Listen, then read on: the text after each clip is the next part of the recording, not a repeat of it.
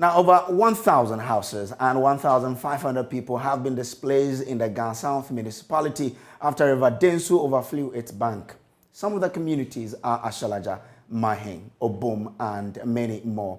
It had to take the Gan South Municipal Assembly with military officers and NADMO officers with canoe rescuing some victims. In an interview with the press, the MC for Gan South, Joseph Nyani, revealed that he has not experienced this for the past 6 years, but they're working hard to rescue the victims.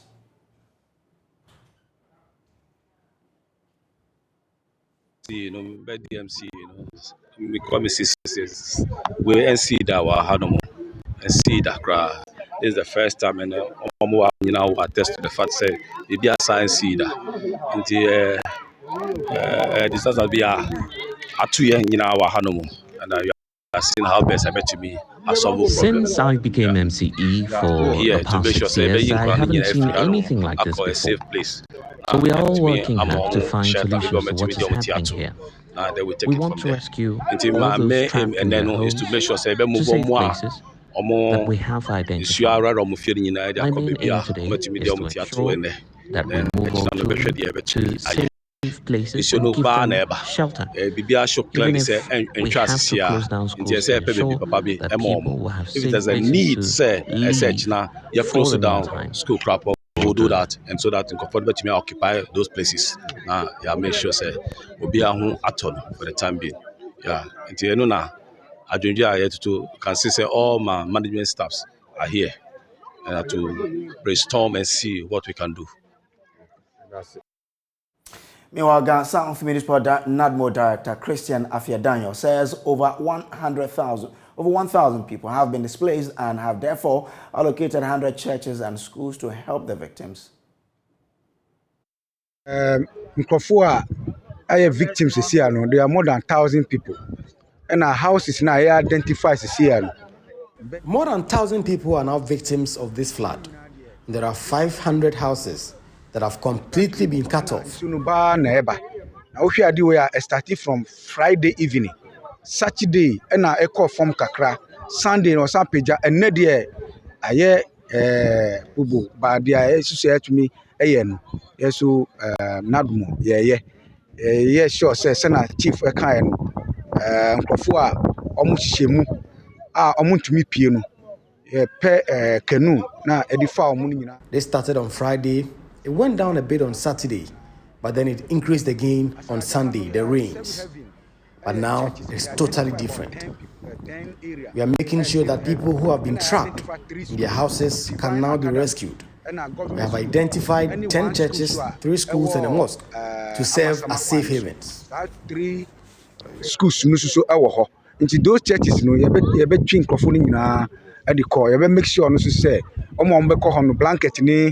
Mattress or met me anya sena be ya omunyina ye be rescue omu life and sena be hwe dia ye be ye e watchre em say so far sa anya man na eko.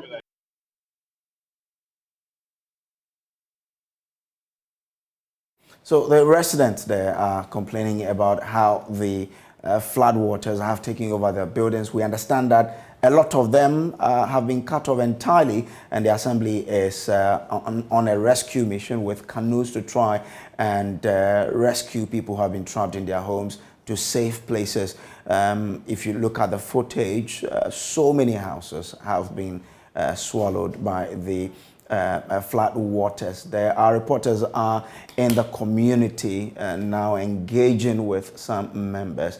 We'll be taking you live to the community to speak to some residents there to really understand what the issues are. We understand that those who are living around the Tetogo area, Mahim, and on all those areas close to the river Densu have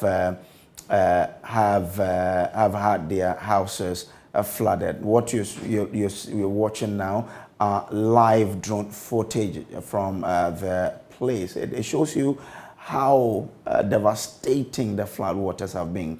What you're seeing now are live drone footage from the place, and it's quite an unpleasant view there.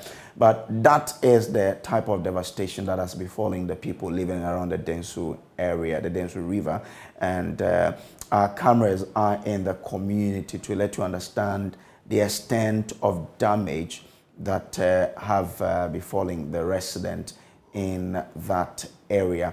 Now, we understand Mahim, Tetegu, Obom areas have all been affected by the overflow of River Densu. So we'll go back to that particular story to bring you some interaction from the community. But in moving away from that to other stories, kingmakers of the Ekona royal family and some farmers at Pache number 1 are unhappy with their chief for allowing a surge in illegal mining activities in the area. They accuse the chief of selling farmland for galamsey activities. Residents also say their sources of water supply have been destroyed by the heavy pollution from mining.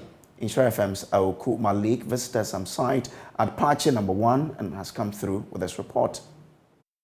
Cocoa farms and other lands for food crops have been excavated for gold mining at Pache number 1 in the Amansia West district. Vast farmlands are left with huge gullies, posing danger to other farmers in the enclave. To get water for domestic chores, residents trek for almost 2 kilometers daily. Most of the residents now depend on rainwater for domestic chores and farming activities.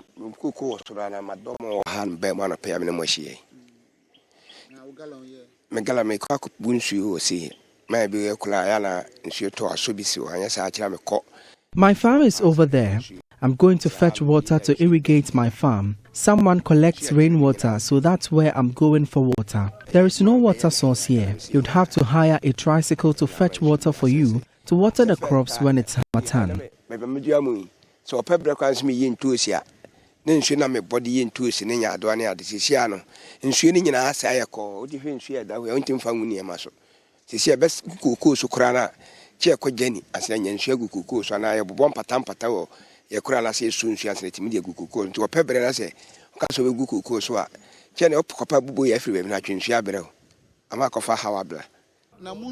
Farmer Alima Osman says her only source of water for irrigation was the Akai stream, which has been destroyed through illegal mining. Most of the farmers here are not natives and therefore own no lands. They have no say when the farmlands are taken from them for other purposes. We don't have any water source here. We have to trek for hours for water.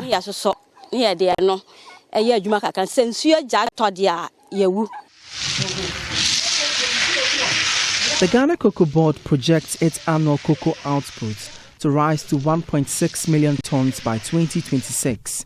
But this is strengthened by the activities of illegal miners.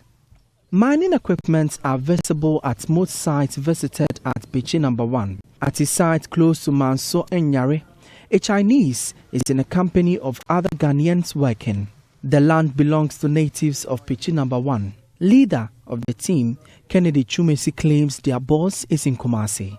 There are no jobs here. Some young miners we met at another site were working with shovels and pickaxes. Without excavators, they are able to mine to make a living. Yaya Abdullahi says he is a senior high school graduate. When there are jobs at the community and you do not join them, people will say you are sluggish. I'm an SHS graduate. I wish I could join the security forces, but I have no one to help me. Mined lands are left uncovered. Head of Ekwana clan, Nana Kwesi, lays the blame on the chief of Pache number 1.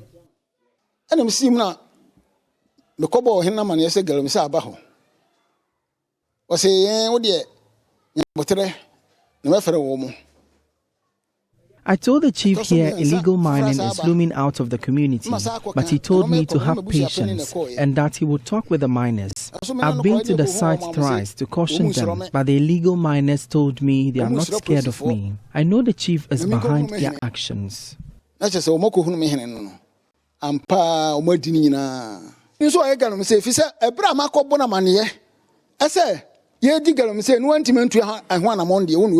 Meanwhile, the youth in Pache number 1 are planning to demonstrate against the chief, who has failed to respond to the accusations. Ewoko Malik's report for JoyNews.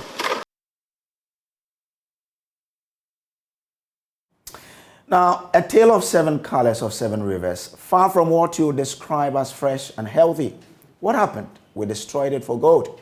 Well, this is what we found out in our latest expose dubbed The Destruction for Gold. Now, the extent and effect of illegal mining in the Tano Nimre forest in the western region. In case you missed the full documentary last night, here's an excerpt put together by Rastos Asaridonko.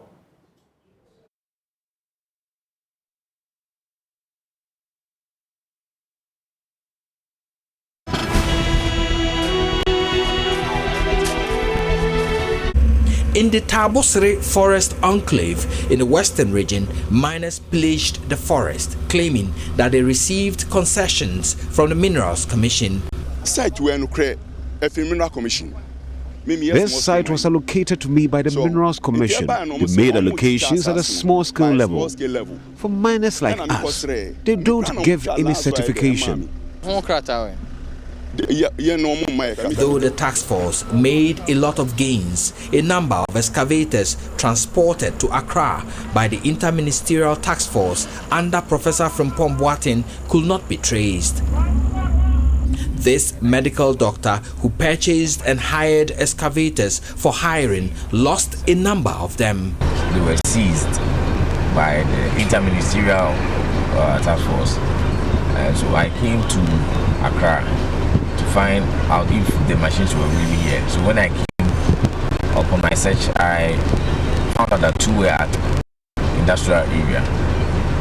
So I went back to prepare myself and come for them, follow the procedure and come for them.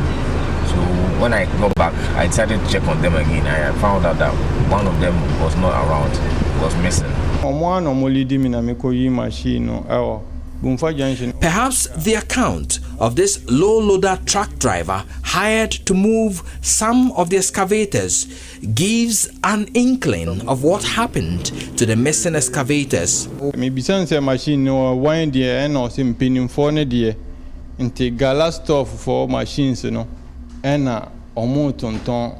I had already asked the Alhaji who sent me, and he had confirmed that it was one of the Galamstop machines that were being sold, and he was asked to transport it. So from Konongo to Bumfa Junction is a short distance, so I decided to help a friend in need.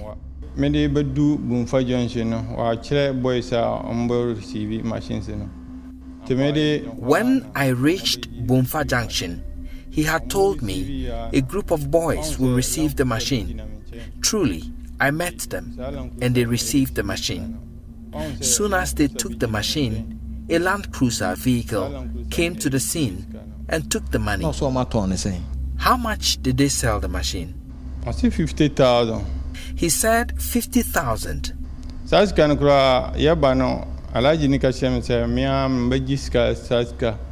But even with that money, I was told by the Alhaji who sent me that I would take the money. But when I got to the scene, the Land Cruiser people said they are the ones to take the money. So the occupants of the Land Cruiser took the money in front of me. Programs Officer at Forest Governance and Climate Change says it is time citizens demonstrate against politicians for paying lip service to the fight against galamsey. He spoke to us on News Desk. Now, on galamsey, still former Land and Natural Resources Minister Inusa Fuseni, whose era there was a lot of fight against it, is questioning government for favoring Chairman Wuntumi, a key member of the governing party, despite his illegal galamsey activities. He said the NDC in time past stopped him from engaging in mining in various areas. It is therefore surprised that he is able to carry out his mining activities now. He spoke on the AM show. Now, let's take you to, Cape Coast, where the Cape Coast District Court has also, has been handling the case involving the murderers at Mankesi. We'll bring you details of that story, but let's return to Ashalanja, where we are told over 1,000 houses and 1,500 people have been displaced in Gan South municipality after River Densu overflew its bank. Some of the communities are Ashalaja, Mahe, Obom, and many more. It had to take the Gan South Municipal Assembly with military and NADMO officers working with canoe to rescue some victims. In an interview with the press MC for Gan South, Joseph Iyani revealed that he has not experienced this for the past 6 years, but they are working very hard to rescue the victims. Now, our correspondent, Papa Ni Michael, is in the community and joins us live with some fresh update. Papa Ni, what more can you tell us?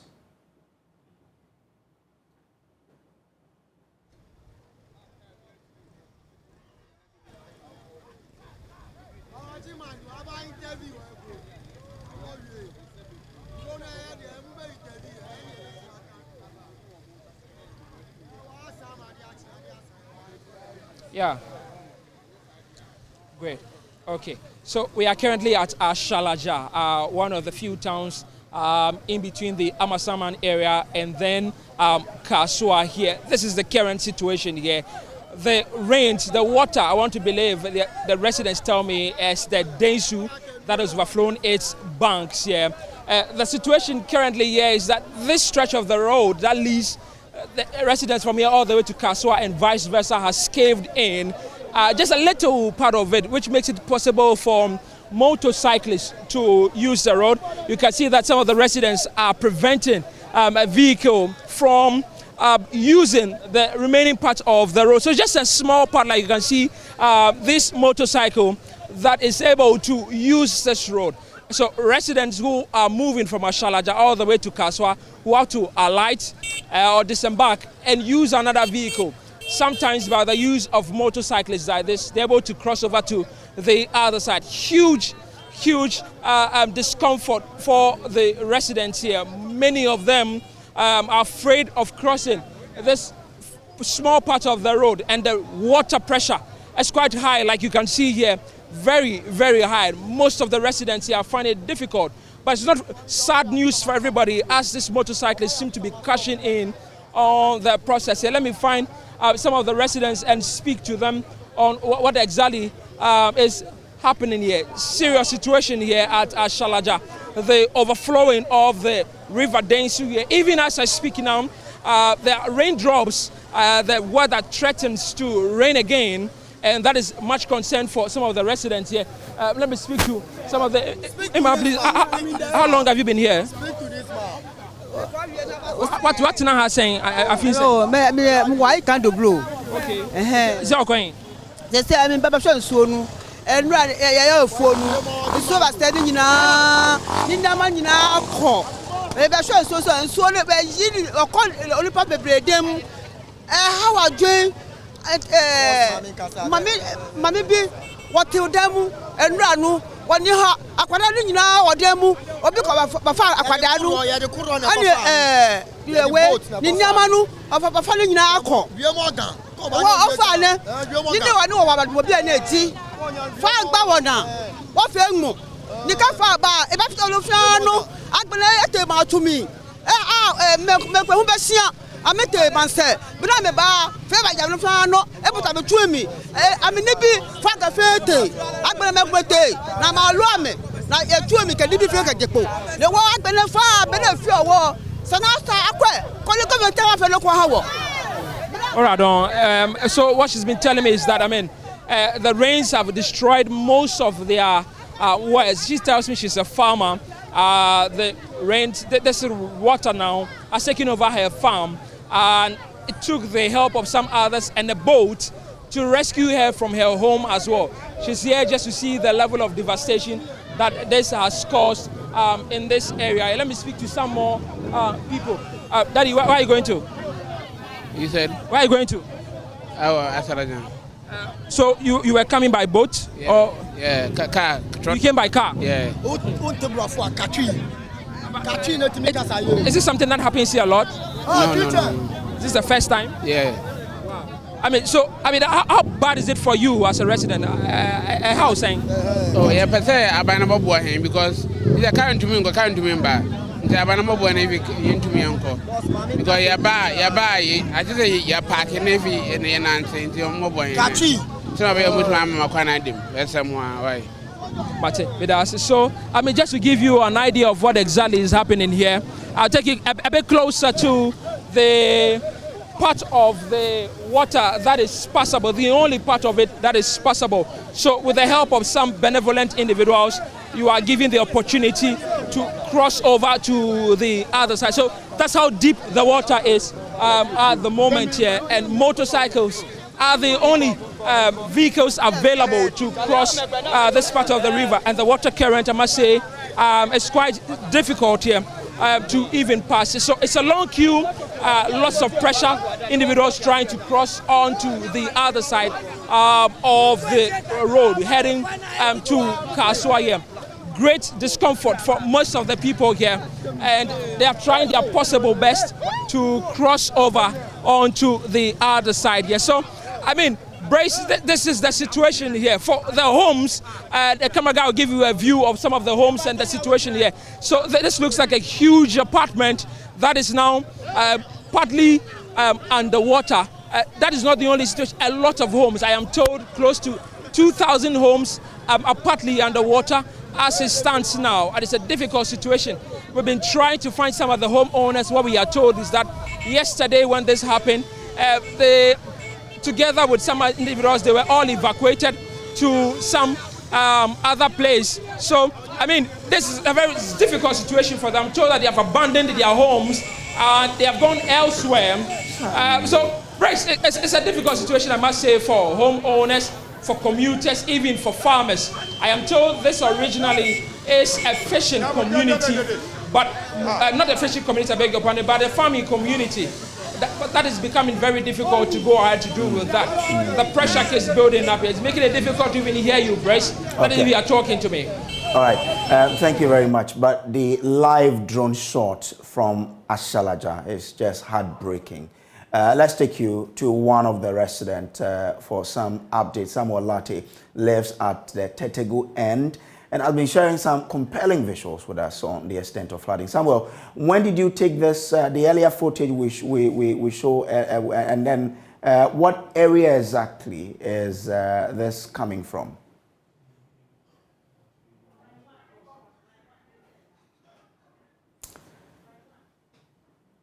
So we'll be speaking to Samuel Latte, who lives in the Tetegu end. Samuel, if you heard me, I was asking you, when did you take the footage and what area exactly is that coming from?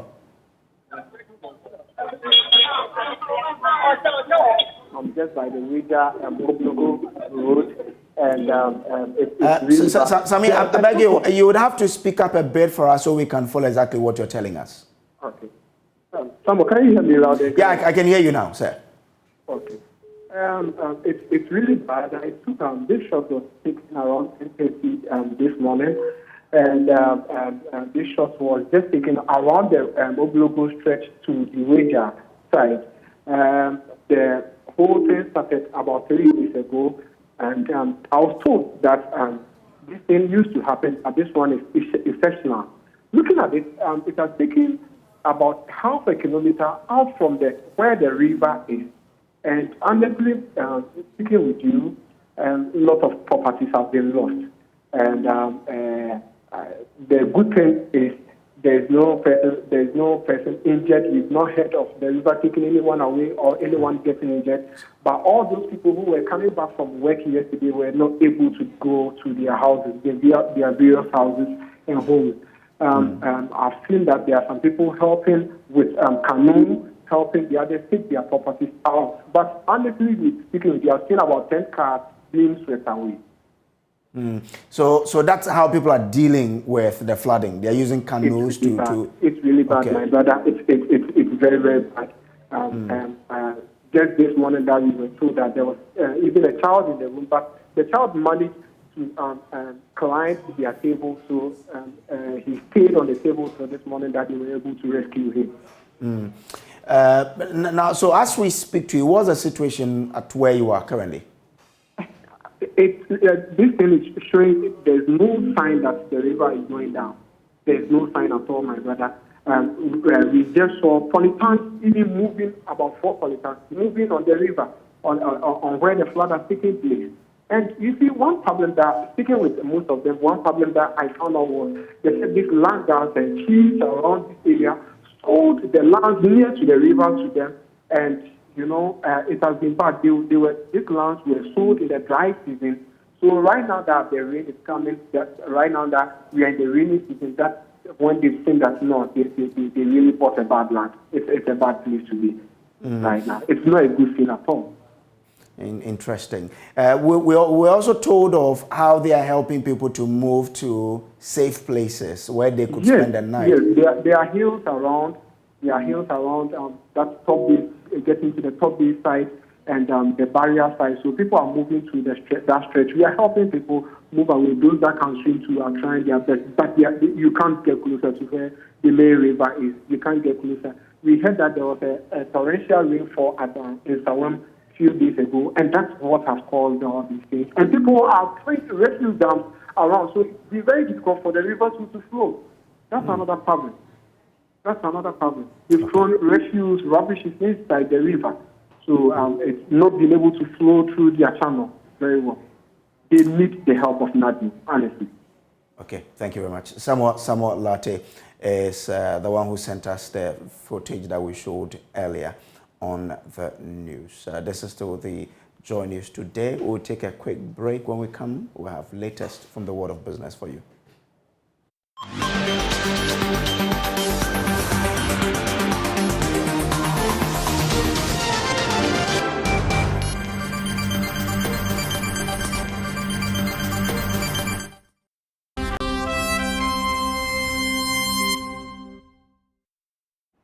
Hello, good afternoon, and welcome to the business segment here on Joy News today with me, Beverly Broom. Managing Director of CalBank PLC, Philip Oredu, has underscored the need for practical digital education if the country wants to achieve its digitalization agenda. Speaking at the opening of a new ICT lab built by CalBank with technical support from TechAid for the 7-day Adventist Demonstration Basic School at Koforidua Asokore in the Eastern region, Mr. Redu noted that technology is a major driver of development in the world, and Ghana must double its efforts to meet this agenda. Addressing the press at the opening of a new ICT lab built by CalBank with technical support from TechAid for the 7th-day Adventist Demonstration Basic Schools in Koforidua Asokore in the Eastern region, Managing Director of CalBank, Philip Oredu, said for Ghana to achieve her technological agenda, the country needs to pay critical attention to practical ICT education. Thus, he believes will improve digital literacy and offer students with the needed digital skills. Digitalizing globally as part of driving development in every aspect of life, be it health, be it education, be it financial services, whatever you can talk about, technology is what has become the driver. And in our agenda as a nation in trying to ensure that we digitalize most of whatever we do in this country, it is important that everybody in the nation would have that feel of what ICT is about. So this lab for us is to support the community in here to make sure that they have a first-hand feel of what technology is about, what it brings to them, enhance their knowledge, which will then support the national agenda, which they Chief Executive Officer of TechAid, Kafui Prebi, said corporate support by way of provision of tools like computers and ICT labs will expose youth to the learning of digital skills, which will in turn boost digital literacy in Ghana. The government has provided the framework, which is always what they do, and they have set the process in place by, indicating and setting up a few of these facilities across the country. However, we as individuals and the citizens of Ghana who are interested in supporting bringing this digitalization have to do our own part. And this is what we are taking, partnering with other institutions like CalBank, have decided to provide the tools. Now, technology cannot be learned in a vacuum. It's a skill, and people need tools to learn it. So without the skills, we can preach all we want, but this facility is providing the access to the tools of technology. And I think this is an initiative that, because the framework exists, That's it for business. We have more business stories when you log on to myjoyonline.com/business. My name is Beverly Broom. Have a good afternoon.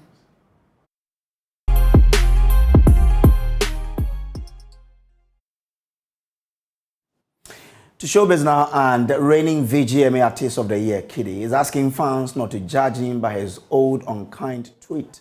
In an interview on Hit FM, he reacted for the first time to some sneering tweets that were sent by him almost a decade ago. He expressed how he felt about the re-emergence of his old mean tweet.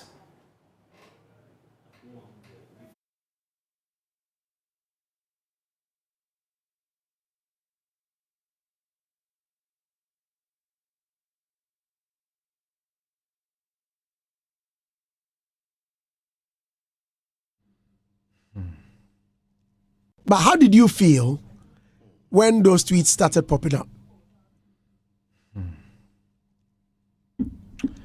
Take a breath. I'll take a breath. First of all, I felt very embarrassed. That's one. I felt down, sad, defeated. You know, there was a lot of things happening in my mind at that time. And even prior to that moment, I've already been like in a weird mental state, you know. Please get closer. I've already been like in a weird mental space prior to that. So I was already like dealing with a lot. And then I landed in Ghana, I didn't even have time to breathe and reset. And then I got hit with that as well. I remember when it happened, I was having my EP listening session. I actually had to leave in the middle of it because I couldn't, like, I broke down in the middle of like people that were around, you know. It was just a lot for me, you know. So I had to leave and go home. And like I said, I felt really embarrassed about all of it, you know. So yeah.